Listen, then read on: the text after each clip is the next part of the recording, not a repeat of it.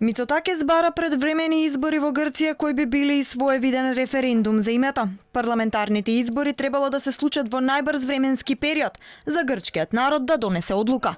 Нова демократија има цврсти ставови дека нема да го ратификува преспанскиот договор во грчкиот парламент и обвинува владата дека во внатрешноста имала различни позиции.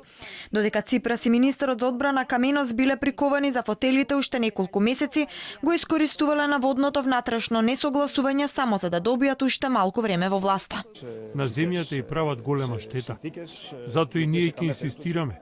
Избори, колку е можно поскоро. Колку поскоро си оди владата, толку е подобро за земјата. А за прашањето со договорот од Преспа нека одлучи грчкиот народ. Пред договорот да дојде за ратификација во парламентот. Особени реакции во Грција предизвикаа стенограмите кои ги објави весникот Катемирини и германски ФАС. Таму се објавени наводни тајни средби на специјалната представничка на Мицотакис и портпаролката на Нова демократија Марија Спираки со премиерот Заев уште пред да почнат преговорите. Спираки во изјава за медиумите кажа дека со Заев се сретнала случајно кога одела на кафе. Треба да одговорат зошто ја држаа средбата во тајност, која е целта на состанокот пред да почне официјалниот циклус контакти на грчката влада со владата на ПРМ.